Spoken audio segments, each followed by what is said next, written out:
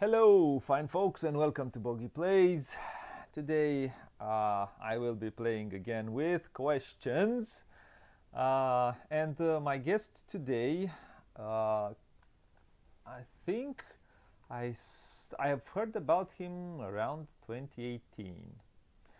And I have one of his games in my collection, which is the and he is the designer of Kalimala and a few other games. And I think this year's, I would say popular Autobahn, which I don't know. I probably will appear. I don't know if it comes out this year or next year. We'll see. Probably in Essen. We'll see right now. A designer of Euro games through and through, I would say. And I'm very happy to have with me today Fabio Lopiano. Benvenuto. Welcome, Fabio. And I hope you are feeling okay this hot, what is it, Monday afternoon? How are you? I'm good. Hi. Well, we've been talking for I don't know 20 minutes before we went live. So I would say that you should feel as comfortable as you felt until now. It's mainly two of us and some people watching. So there's no problem. I hope you'll feel fine here in as you see my virtual game room on these virtual, I hope, comfortable chairs. And I hope you'll enjoy this discussion, which we are going to have a bit about your journey to where you are today. The interview has two. The interview has two. Sorry, I have a problem here. I need to close this. Has two. Sorry, no, I'm back. The interview has two parts. The first one is a bit about your journey, and at the end it is also about you, but it is a small questionnaire, and you will see that at the end what I'm talking about. But Okay. I have something special. Now I would start the interview asking you where you were born and where did you grow up. Mhm. Yeah. So I was born in a small medium town in Sicily. It's called Caltanissetta. It's like 60,000 people, more or less. It's in the middle of the island, so far from the sea on all directions. And I grew up there until I was 18. Then I went to study in Pisa.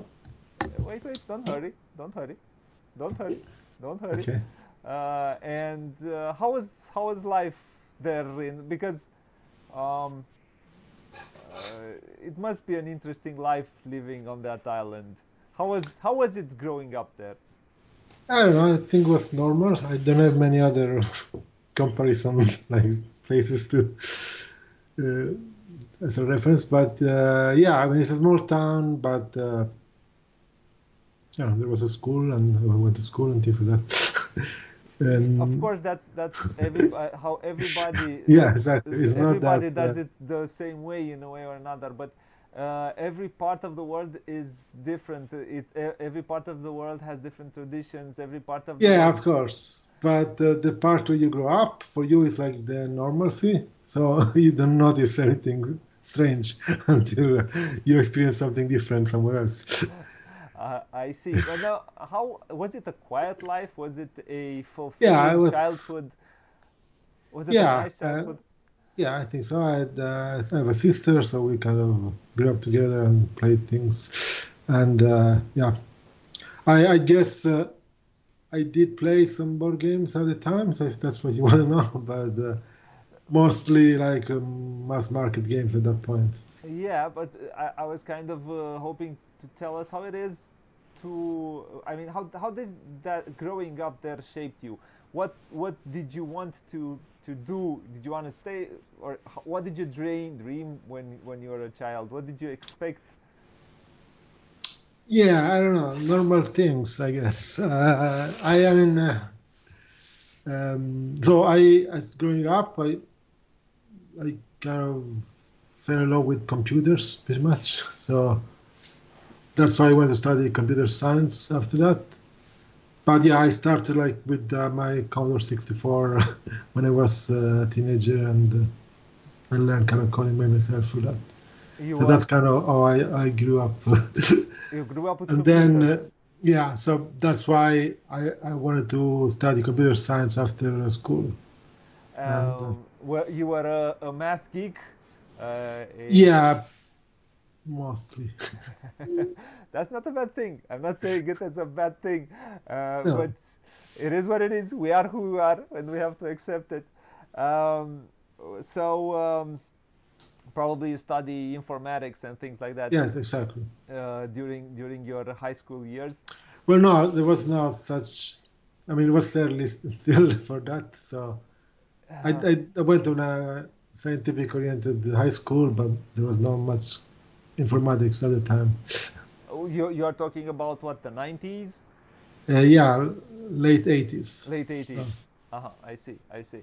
And uh, and you started talking a bit, having a sister. You said you have a yeah. sister.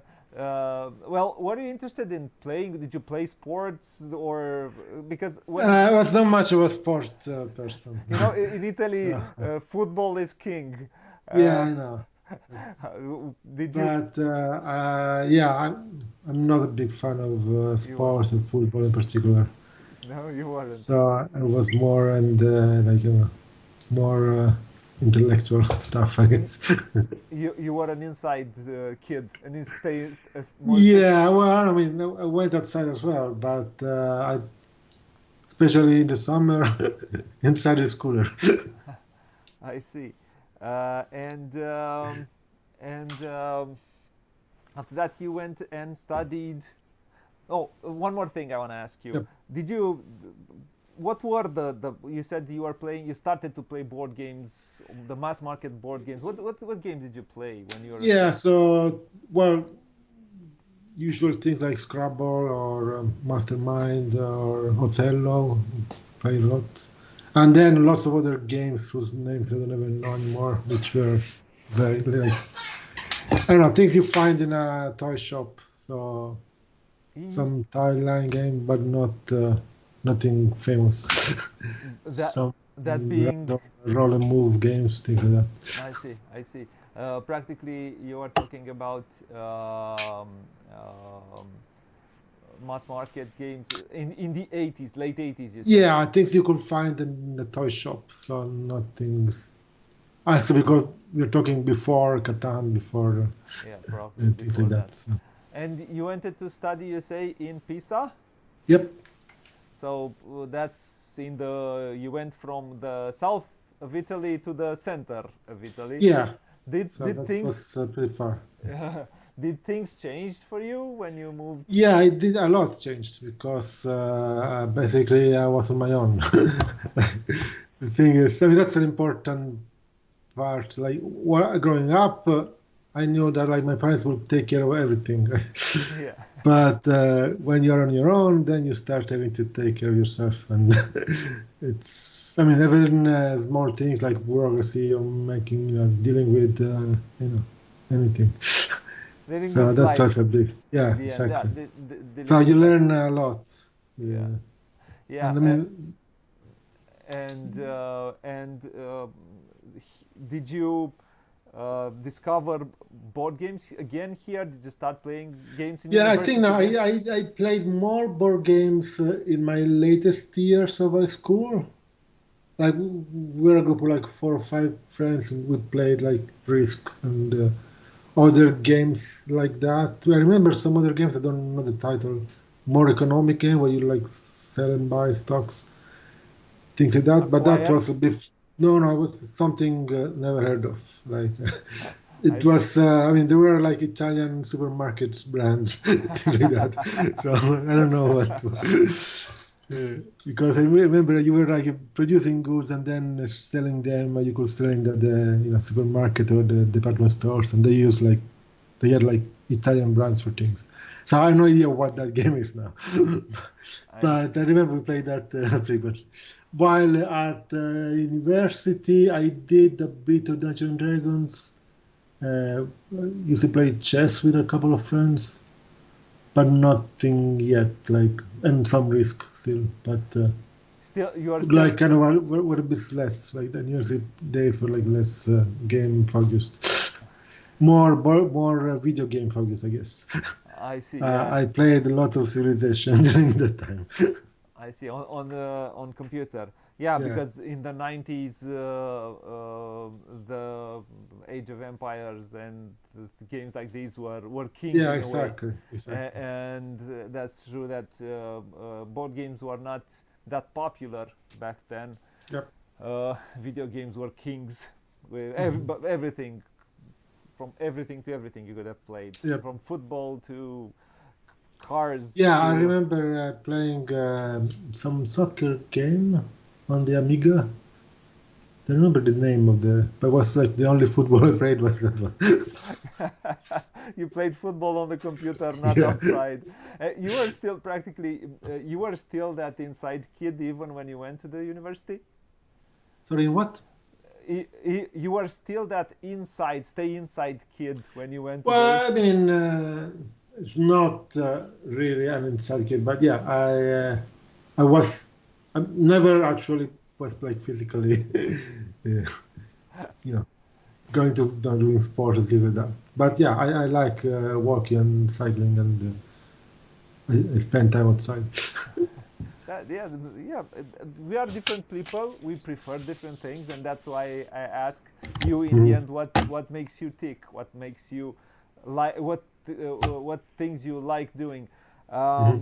So that some people are more inside, going like staying inside more than staying outside. And that's why some people play a lot of board games in the end, and Right. Yeah. they spend their life their time playing a lot of Mhm. board games. So when did you discover modern board games? Yes, that was about 15 to 20 years ago, so early 2000. Early 2000. Yeah, you're not in university anymore. You Yeah, practically. yeah. So when I start working, I so at first my first like modern board game I think was Bang, which is Italian, so Yeah, I yeah, played yeah, with yeah. some friends. But then in 2004 I moved to Zurich in Switzerland. I joined Google there. They just opened an office in Europe in Zurich, so I was one of the first employees there. And there we had a game library, so a game room with all the board games, and that's where I learned about modern board games. Oh, at Google, you say you Yeah, had modern board games at Google. Oh, so I started. We used to play like twice a week. So after work, like from 5 until night, and that's where I discovered games like Catan, Puerto Rico, St. Petersburg, and later on all the other ones, basically. so So early 2000s. That yeah, 2004. That was the year 2004. pretty much. So So those are pretty good years on yeah, reviving exactly, the because they were very good games at the time. So Princess of Florence, Agricola came out a couple of years later, 2008, I think. 2007. Yeah, Seven, and yeah. the Puerto pandemic, Rico. Puerto Rico was like one of my favorite at the time. I played a lot in Puerto Rico. So you finished university. What profession do you have? So I'm a software engineer, so Software that's why engineer. I Yeah, joined Google. that's So how I you. did work in other companies before, between 2000 2004. I spent some time in France. I lived in Paris for like about 4 years. And then 2004, Google opened this office in Europe. So I applied, I went to the interview, and I Yeah. got hired there. That's quite impressive, I would say, because Google hire only top people. usually. So Yeah, I guess. so I would say that's quite an Yeah, achievement. it's a difficult process, but I don't know if you know what you're doing, you should be able to get in. Yeah, I know. I have at some point studied computer science, and I have friends from school which applied to Google. Some of them went there. Some of them didn't. Yeah, I've lots of friends from Romania that work at Google. So Yeah. it's actually, I mean, there are lots of very good computer science schools Yep, there. there are. Uh, Yep, there are. They have you should, around three schools which are pretty good when it comes to sciences. Yeah. So uh, practically, you started playing board games, and you played more and more. You were hooked. yeah. So basically, we used to work at least to play like twice a week, like every Wednesday and Friday at the office. And then maybe on the weekend we will meet at somebody's place and keep playing. So I see. And what games were you attracted most to back then? yeah, so I think that my favorite at the time were like Puerto Rico, Agricola, and St. Petersburg. We played a lot. The, the, Princess of Florence, Colosseum was one of my favorites. So yeah. So practically Euro games, yeah, classical mostly. Euro games. I Uh, did play something other than Eurogame, but they never really attract me that much. no, you didn't like D&D or because this were or war games. No, I didn't play war games. I played some zombie games, things like that, but they Because never really because capture my. there are some good designers, good war game designers which come out of Italy. Yeah, I know. I don't know. The board game is not something I happen to play often. There are a few that I like, but not really board games. There's some kind of hybrid. The thing is that most board games are like a two players affair, and we usually I prefer like higher player count, like 4 or 5 players, I because see. usually we are like a bigger group. I see. And so I like one of the kind of war games I like is modern one, Quartermaster General, because he plays 6 players, and it's very clever. But it's like more Euro than war game almost. I see. And during the time you started, I suppose, playing more and more, going more into the hobby, Mm. what kind of a player are you today? What kind of? Yeah, I still play mostly Euro games. I went through a phase where I played a lot of Avalon, but we can talk about that later. But yeah, mostly I'm in the German kind of Euro game. Type of player? Yeah, that's like And you like playing it with you like playing with more people than just two usually? yeah. I usually prefer like 4 or 5 players. I like player interaction and like being all sitting around the table and talking about what we're doing. And I think that's the main drive for board games, like a way to actually connect with people. So I like more games where you are all focusing on the center instead of looking at your own player mat. I see. Well, you can play a five-player game where everybody can focus on their own player map. Yeah, but I don't like that kind of game. I see. Yeah. Although And they are easier to make, actually. do you play any party games or? Yeah, as I said, I went through a big Resistance Avalon period. I see. I played Avalon thousands of times, I guess. Like, I don't know. Thousands. Really, not that much. So But we had a very nice group, and we played whenever we had the chance to, which so means almost every day. so you like lying in games. You enjoy lying in games. But Yeah, I mean, that was kind of a weird time, I guess. Fine. But No, it's I'm kind with of, you. I'm with you there. I like the Resistance, so I'm with you there. yeah. So because, I mean, that was much later, like 2013. Because after we were in Switzerland, right? So I spent about 4 years in In Zurich. Swiss, in Zurich, Then, that's an uh, expensive city. yeah, but everything is uh, correlated, so So yeah, it yeah, yeah. doesn't matter. Yeah, I that's mean, true. where you work, you always get paid what you need to live where you work, so Yeah, yeah. it doesn't matter. So after that, I went to Sydney in Australia for a couple of years, still with Google. So they had an office there, and there was an opportunity. I said, sure, why not? And it was a very nice place. Uh, I see. Sydney is um, it's a very nice vibe. So always sunny and all the water around, like you see the sea everywhere you are, and it's a very vacation It feeling feels wherever you relaxed. are. Yeah, Yes, it has a relaxed feeling. Yeah, yeah. probably. Now you always feel like you are on vacation. I So have. there we had a group at work as well, so I keep playing there. Then I moved to France, to Paris, when Google opened an office there. So I was kind of the wherever there was an opportunity, I was always the first to to leave, to go. And then after a couple of years in France, I got an offer from Facebook in London because London was opening an office in London there. And one of my, like I think was my old manager from Sydney actually was going to lead the office in London, so it kind of convinced me to join them basically.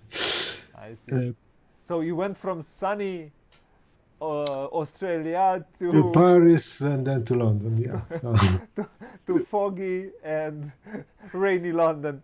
yeah, but I mean the problem with Sydney is that it's too far.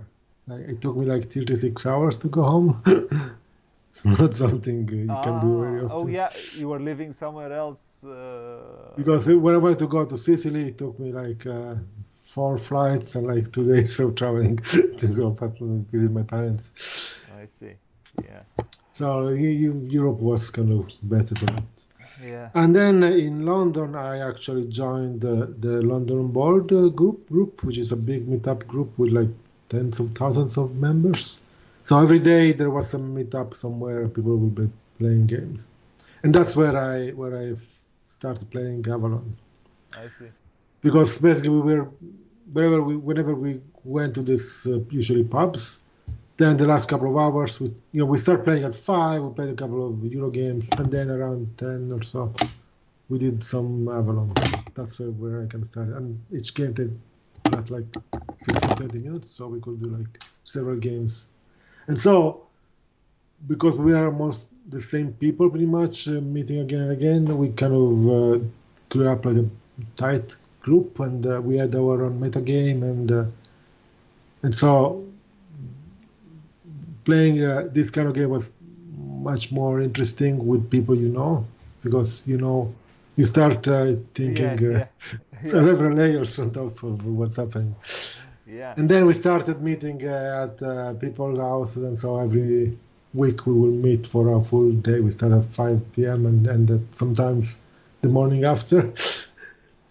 And so that's how I end up playing like thousands of games because we will play like hundreds of games in a week. Yeah, yeah, probably, yeah, because it's a fast game. It is a And fast yeah, game. especially because we had several all-nighters like that. I see. Because at some point, if you miss the last tube, the last metro, What do we have to do? you have to What can we wait do? for the like 6 a.m. Yeah, and yeah. then What wait is to there to do? reopen. Play games. Play some more and some more. Yeah. So, Um, and but when that's where I met a lot of very good friends because I see. that's a very good way to know people better because when you play games, you start to learn more about the people you're playing with than if you're just drinking a beer at the pub, right? Yep, that's very correct. Yep, and that's why gaming can be a very good barometer for for knowing people. Yes. Yep. And Now so yeah, I have lots of very good friends that I kind of met playing Avalon or playing other games, and we still very good yeah. connection. Now I want to ask you. Uh, well, you've traveled the world. You've played some games. You had a pretty good job, which I think paid well. Yeah, When did you start thinking, I like games, I would like to design some games? yeah, that was pretty much when I moved to London, because there I met a few designers. So I would start like play testing their games, and then Who did you meet? Who did you meet? Who I we don't know. know? David Turci was one of them. I see. Actually, um, his wife used to be in our Avalon group, so sometimes he will tag along and maybe bring a prototype. I see. Then there were like a few more, so like Matt Dunstan and Brett Brad Gilbert, Gilbert. Yeah, yeah. yeah, and Ben Hoods. Never remember her surname, but yeah, so Beds, I know her like this. Sorry, I did not understand the last name you said. Beds, I don't remember her last name, but she goes by Beds, so that's how I remember. Beth Sobel. No, Beds, BZ. She does like lots of little card games, I but she was like driving a playtest group in London. see. So every week we would go there and playtest some games, and that's where I started to bring my own prototype, which was Kalimar at the time. And, But tried it. how did you think about getting into designing a game? How did you get? Yeah, so because by looking at other designers testing their game, I thought that would be something fun to try. I And see. so I kind of, start thinking about some game I would like to play. And that's how Kalimala started, basically. Yeah, that's practically your first design, no? Kalimala Yeah, is that a, was my first design. Yes. yeah, and without I haven't played Merv. Without I think it is one of your best designs. It's very simple. It's a simple, nice game. Yes, it's very clean. Yeah, very clean. Yeah, very. It has a resemblance of an old classic Euro game. Yeah, because that was the kind of games I liked, and I wanted to kind of do a game like that. And yeah, basically the idea initially was by having this 9 random tiles that you shuffle and you put your action in between, so you do 2 different actions every game. So basically every actions are paired randomly, so you cannot have one strategy that works every time, because depending on what tiles come up together in a given setup will affect Yeah. that was The the main core idea. idea. Yeah, and It's then like to have a game where you need to find the best strategy every time because it's different. The setup changes completely without having a million rules. yeah, Because without yeah. And how did that mechanism transfer itself into the mechanisms of adding discs on one on top of the other? yeah, so that was. I mean, initially it It was was. yours or it was the publisher's No, idea? the game I gave to the publisher is pretty much The game. unchanged from what happened. So only the artwork changed. I see. I see. And it went through a lot of iterations, but the concept was always that you had this tokens that you put between the actions and then you do the action. Now the triggering of the cascading triggering of actions, that's something that came a bit later. Initially you had some kind of if you put the first disc, you do the action once. You put the second disc, you do it twice. It was literally that. But I then, I mean, there were some problems with the length of these turns. And so the solution was to, instead of who puts the last disk does all the action, it was whoever had the disk already there does the action again. Yeah. So you kind of redistribute the actions among players. That makes players involved in every round, in every tour. Practically it went through a developing process. Can you tell me how do you feel about a developer, and how important do you see a developer in developing a game? Yeah, so I think that the game and I mean, not always the developer is a separate person than the designer. So, but I go through both phases. So I start designing a game, and when the game seems to have a good core, then I start developing it. And then when it's developed and everything works, then I show it to some publishers. So that usually the publisher work is very limited by then because the game has been developed kind of. I see. And so yeah, because Kalimala I started working in 2013, but then at the end of 2015 was almost ready. And I think it took me like 2 years. It was to published in 2017. 17, yes, in because Essen, no? Yep. So basically, what happens is that at the end of 2015, I think in October or so, just after Essen, I learned about this Hippodice competition that every year is in Germany. And so I sent the rule book because that's what you sent to apply. That was like the day before the deadline for sending games. And then the game won the competition. And the jury was made by German publisher mostly. Among them, Uri Blennemann, which is the publisher from Spielworks. And at the time was also working for ADC Blackfire. So he said he liked the game and they wanted to publish with either of the two companies he was working for. I also had offers from others, but then I went with Uli. And I think it is a very good production.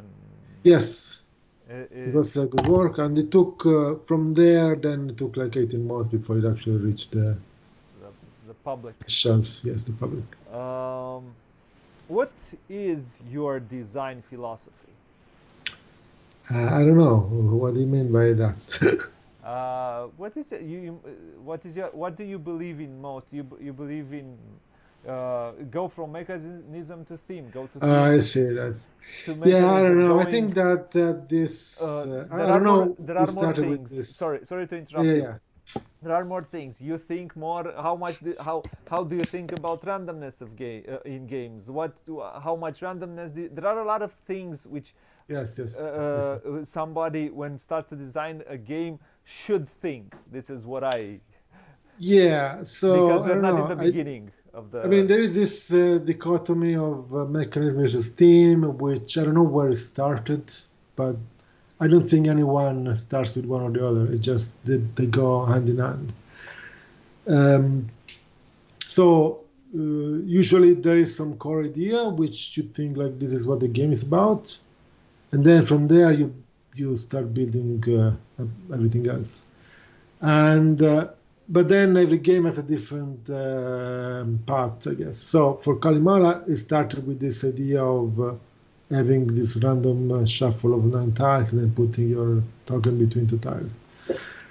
And from there, then I mean, the theme come earlier, I guess, but I mean, I'll give you the example of Kalimala, but it will be different from other games. So when I choose a theme, I choose this Florence end of the Middle Ages period because there are so many games about Florence in the Middle Ages, but no one is actually I see. Treating the material well. Like, I mean, most games like that, they have nothing historical in it. Just they put a picture of Florence and they're fine. For example, there were never princes in Florence. It was a republic. So Princess of Florence doesn't make sense. And things like that. So I went to study what happened at that time, and I learned that the Renaissance started because of the cloth trade and the wool trade and all this, people buying cheap wool in France and in England and in the Flanders, bringing back to Florence, then weaving it, dyeing it, and then selling back for incredible amounts of money. Yeah. And that's how the economy kind of bootstrapped. Yeah. And then with that money, they invented banks because it was too risky to move the money back from Europe to Florence. So they kind of opened bank offices there. That's where the houses are in Calimara. And so they were so rich that they spent money just to build these churches and prove their superiority over their peers by building the best artworks and stuff like that. So that's like, from that history, then I built the game around that. So I kept the core mechanism, but everything else, it kind of branches out from all these tidbits of historical background, like you need to have an office in Troy if you want to sell there because of the guilds there, or with the bot you can go anywhere. But to sell wool on cities that had the strong guilds, you had to have a presence there, so you need to build the house first. These kind of things. Yeah. And so, the fact that you put your worker on the street between two tiles, basically. And in Florence, all the streets have a name of, all the streets in the center have the name of the kind of professions of people who live there. Yeah. And so, like, Calimala is the street where the all merchants were. But then there's the street of the marble workers, the street of the architects, and so on. Yeah. And so that's why when you put your disc on a rod, you do the action again and again because you're taking that profession. But then after you take it a few times, you get older, so you get a seat at the council. And what the council does is take decisions. So if there is a tiebreaker, the council will decide who is the tiebreaker. So that's like all the history behind the mechanism of the game. Can I ask you where your ideas come from and how they end up in a game? My ideas? Yeah. Yeah, mostly from books or readings or, like everything. Ideas, they come out in the unconscious, so you don't really know when they come up. But then they start manifesting themselves in your brain. Eventually you recognize them. So it's hard to tell exactly where they come from. But then I'm trying to use them in games. So I try...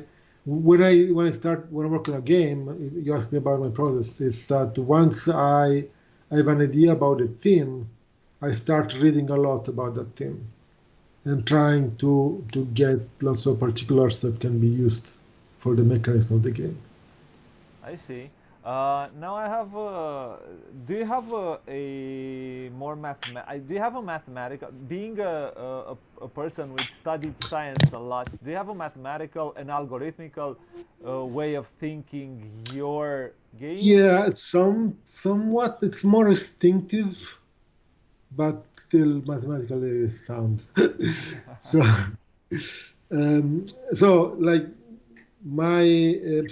Because I've been working on complex systems at Google and Facebook, like it's lots of moving parts connected to each other.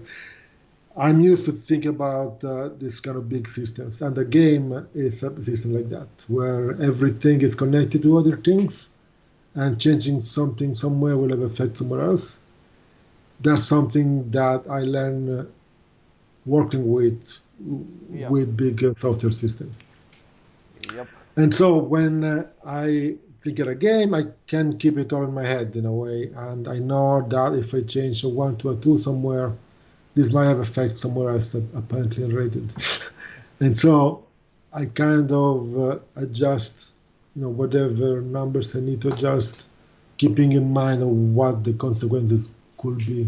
Would be everywhere, yeah. And I don't use like Excel, things like that to keep track of these things. I never know how people do that.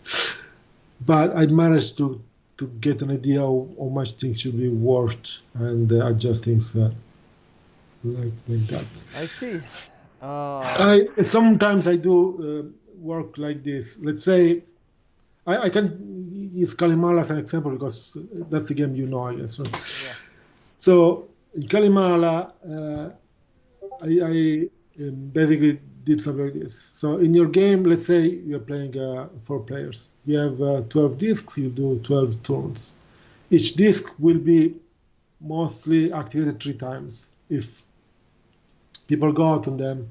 And if you use your white disc at the end, there will be 2 times, so almost 3 times per. That means you have like 36 activation, 36 actions. Well, times 2 because it's 2 actions, but roughly. And then you say, okay, each action should give me about a couple of points, or maybe 1 point, 1.5 points. So I need to see how many points each action is worth.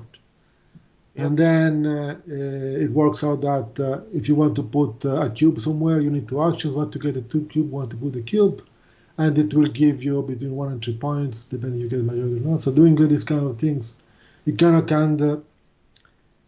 work out kind of backwards. So if I want to get to like 50 points per game, I need to do this kind of arrangement so that every action gives you that many points. And then so that's kind of the process. So trying to see what every action is worth and how can you make it worth that. I see.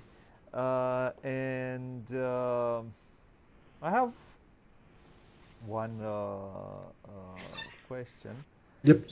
Having now, I'm thinking about your design approach. How important is for you a game to be mathematically balanced, perfectly balanced? Yeah, I don't know. I don't think so. There's the things. So a game must be perceived as balanced. Doesn't have to be balanced. So players should feel like they have the same chances to win, and they should feel like the game is not favoring one over another. Okay. Now, maybe in order to make that perception, you have to make things a bit unbalanced. Maybe, yeah. Because sometimes you have 2 actions that are perfectly the same. So if they're the same, it doesn't matter which one you take. So it's not interesting. Yeah. So you have to make one a bit better in some cases, and another a bit better in some other cases, so that they still cancel out. But depending on the situation, you have to choose what action is better. And also the comparison shouldn't be immediate, so because otherwise you can't tell always which is better. So you need to kind of say, this is better if I next match do that, and this is better if I next match do this. And so you need to add also a time component. So that you need to keep the decisions interesting. From turn to turn, yeah. Without having something obviously better than another, or something perceived as unbalanced. So it's kind of a mix of these things. So it's not a matter of solving an equation so that you feel your unknown and then you balance the game. It's more about having an experience where all players feel like they are still in the game, that they can take risks maybe to get a better outcome, or they can play safe if they think they're winning, but they cannot be too safe. These kind of things. Yeah. Well, when I'm talking about design philosophy, this is what I'm talking about. Okay. Maybe there are some designers which want everything balanced, and every step of a player in the end you have maybe you want 1 point to be a difference between maybe 3 points or 4 points being the difference in the first and the last. Like I understand that's one easy way to do things. but sometimes a game can be balanced and still you have 20, 30 points difference. Oh, Because that's down to the players. But the thing is that you have a final action, that action might swing one way or the other. And you know that if you're winning it because you did the right choice, but you risk losing by 20 points or winning by 20 points with that action. It doesn't have to be exactly. I mean, it depends on the game. If you yeah, take a point salad game where every action gives you 2, 3 points, after 50 actions, you get 150 points. Okay. Doesn't matter which actions they were. But if you're playing a game where you're playing with multipliers, so by doing this risky action, I increase the multiplier that will multiply my other points by a lot, then it could be still a tight game because I might or might not manage to do that action to give me a lot of points. But then I end up losing or winning by a lot of points. That doesn't feel that the game was unbalanced because the turn before I got this 30 points, maybe I was losing. I see. Yeah. Now I have one more question. One more. My next question is: what is fun to you? What do you find fun? Okay, that's an interesting question. Now, the thing is, fans are different for everyone. So some games will be fun for somebody and not so fun for others. What's fun for me as a player is having to solve an interesting puzzle and um, find a combination of actions that gives a big Big outcome. outcome, right? Yeah. Um, I can understand that. and Yeah. that means like maybe you have lots of options, and maybe there is some option that might not look very good right now, but may pay in the future. I like to plan, so having to work like a few turns doing something not so great, so that at the fifth turn you get a big income. I see. You like So that's small why, steps. Small steps. I mean, my favorite games are games like King or Macau, where you do that. You have to plan 4, 5 turns in advance, and you do small things for 4 times, so the fifth time you get a big outcome. Because Yeah. on that fifth you get you Your manage big to reward. Your keep big that reward. worker on Yeah. the wheel for all the time. Like Macau is very good at that because I don't know if you played that I from haven't played the by Stefan Stefan. Feld game, Yeah, which I so did you not. draft the dice, right? And you take a die and you take the number of resources on the die, but you put them that number of steps away from the current turn. So if I take a 5, I get 5 resources of that color die in 5 turns. Yeah. If I take a 1, I get a 1 resource. I use it now. I see. The thing is that every turn you need to buy something, otherwise you lose points. So you need to have resources every round, but you want a lot of resources at some point. So you need to take a 5 and a 6 and make sure that every round you have something left to do, and still when you get to that 5, you get those 5 resources and you do something You big. can do something big. I see. And so, but you need to actually make sure that every round you manage to survive, because there are lots of things you need to do, otherwise you lose a lot of points. So you Yep. cannot always get a 5, otherwise for 5 rounds you do nothing. I see. And that's a very interesting puzzle. And when you manage to pull it off, it's very satisfying because. But Yeah. you need to make lots of things match because you need the right color combination of Yeah. resources at You the need right to time. plan very well in order to manage to get Yeah, exactly. those things So I done. like basically what's fun for me is managing to carry on a very well laid plan and get the Yeah. satisfaction. Now, Yeah. this is not fun for lots of other people. So you Yeah. cannot have But I a game asked. that likes everyone, that I everyone likes yeah. it. I asked what is fun for you. Now my next question is: what is your most played game? Is it Avalon? Resistance Avalon? Yeah, probably that one. I mean, I see. And what is your favorite game? so I said it's like Tolkien and Macau. These are among my games. So I like a lot Colosseum for the same reason, because you need to plan to get that big show on the last turn, and it takes like 5 rounds to actually plan Yeah. for that last Yeah. show. And what is fun in Colosseum is the fact that you can somehow be in there with your last turn. Yeah, because you can do just barely survive the first 4 rounds, but Yeah, then you do this biggest show with like giving exactly. like lots of points, and then And who is your favorite designer? I don't know. There are lots of very good ones. Yeah, I like Simone Luciani is really good. um, Although I mean it's a big like it's a good developer. It just take a I good game see. and make it super great. Even better, I see. So he knows how to make it super great. Not Uh, many people can do that. I Otherwise, I like as designer proper like Stefan Feld, Uwe Rosenberg, like the I usual see. ones.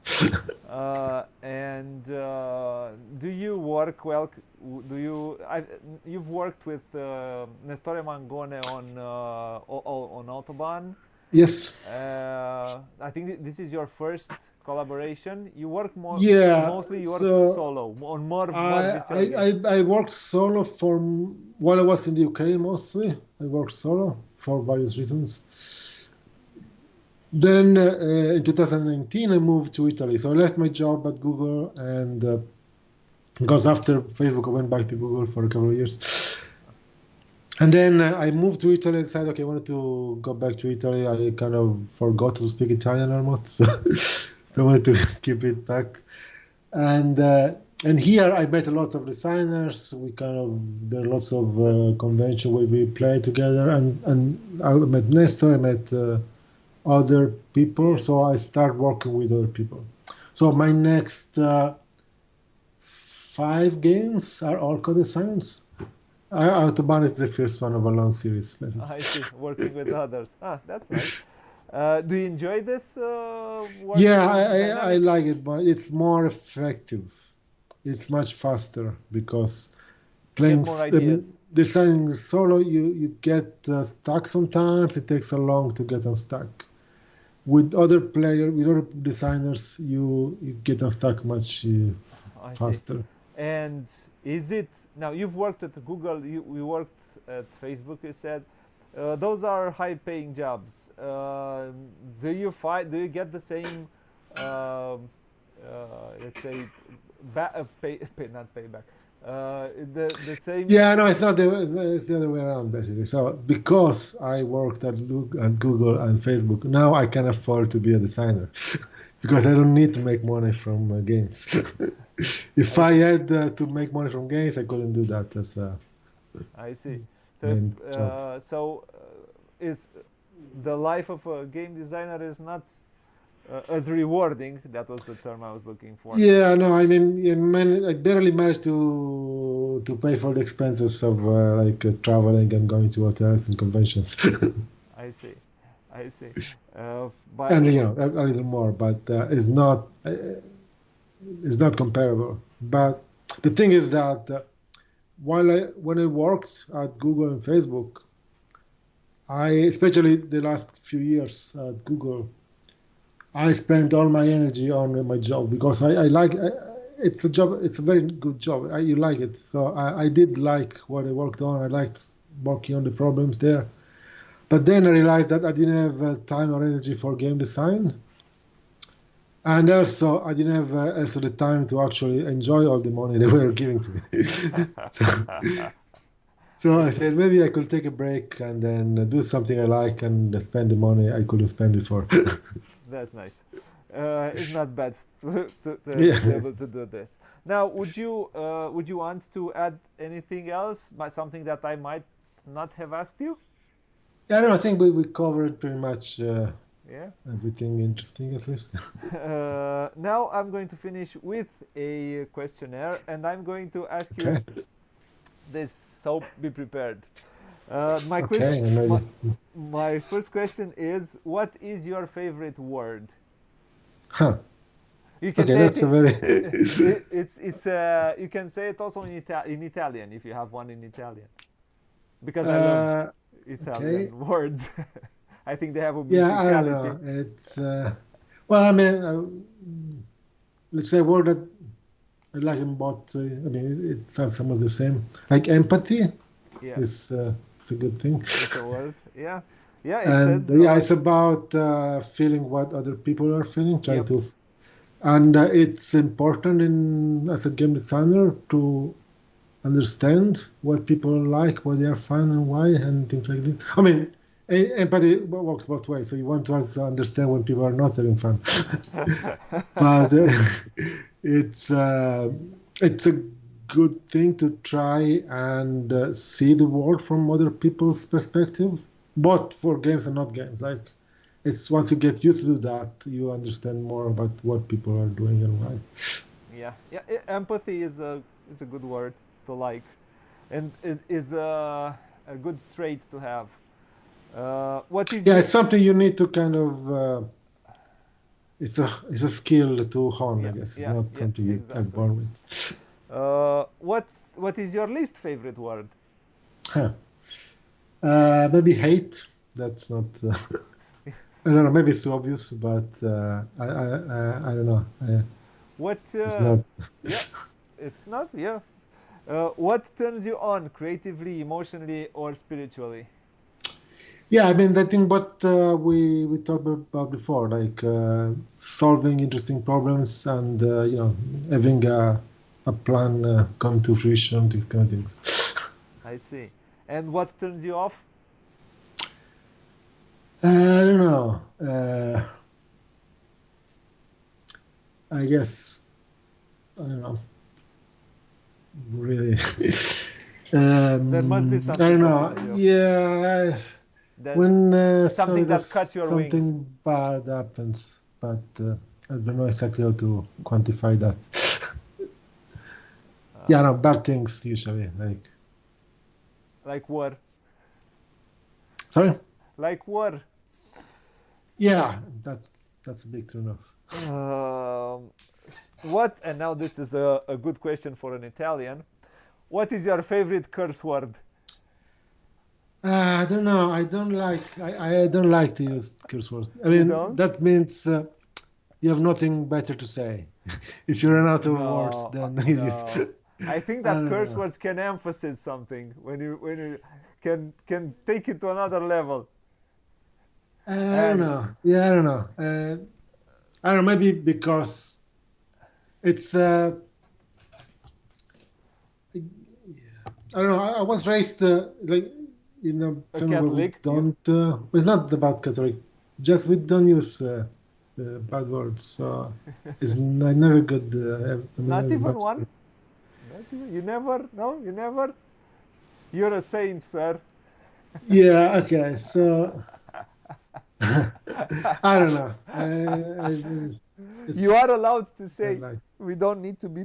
We have to understand that. I always say this: words are words in the end, and it's Yeah, always I what know. you I know. put You need to put meaning. So, for yeah. example, it's not my favorite, but like a bad word is something like stupid more than something like son of I see. something. Son. Because stupid is very offensive. Like you believe it. Like son of your mother is not a good person. You know she's not. So I don't know.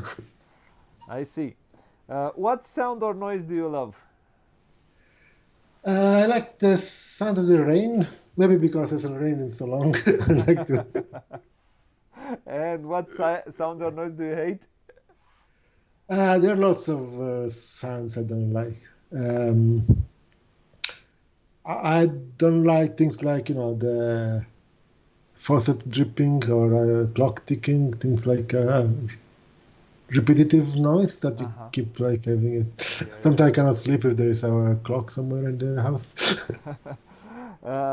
Which profession outside the ones you already did or do you would like to attempt? What else would you like? Ah, I don't know. The thing is, while I was a software engineer, that was like the profession I wanted to do. And then, if not that, maybe a game designer. But And not now, and not that. And after that, if we nothing don't else. have that, I don't know. Like, there's not much. Maybe astronauts. I don't know whatever is left. Well, maybe you want to be an astronaut. Yeah. Which profession you would not like to attempt at all? Yeah, I mean, like, I mean, one side, every job has something good, but I don't know, maybe I wouldn't work in a mine or something like that. Well, you see, you found one. You found one. And my last one, also for an Italian, for a good Catholic like yourself. If Yeah, heaven yeah, exists, I'm not much of that. Okay. if heaven exists, what you expect God to say to you when you arrive at the pearly gates? Oh, I don't know. Like, so I don't know if heaven exists, but if it did, I think God would be busy with some other things than welcoming me, I guess. Yeah, but who knows? Maybe he's there. What would you like him to say? Yeah, I don't know. Like, I mean, I guess everybody would like them to say you did a good job, you had a good life, but that's not up to them. Exactly. Exactly. But that's why I asked this question. So everybody has a different perspective in the Okay. end. That's the idea. And with this, we finish the interview today. Okay. I hope you had a good time. I hope you felt Yep. good and comfortable here in my virtual gaming room in those virtual very comfortable chairs. um, Thank you a lot for spending your hour today here with me, with us, whoever watched us. There were some people who watched live what we did. And I hope we meet in maybe in Essen and we talk a bit Sure. more. And I am again grateful for and talking to us a bit about your way of seeing the world of board gaming, and um some other small issues or problems or about the world. Um, thank you again. I will do an outro and then I will kindly ask you to not close because so we can talk a bit Okay. afterwards.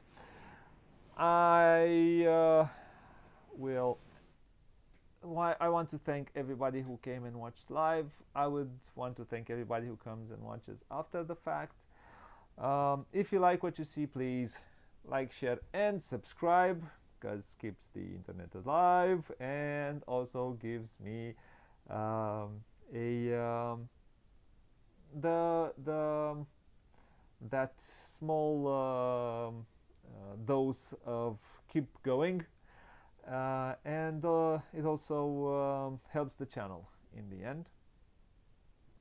I will thank again Fabio for coming and spending some time with us here. Until next time, all I can say is what it says here.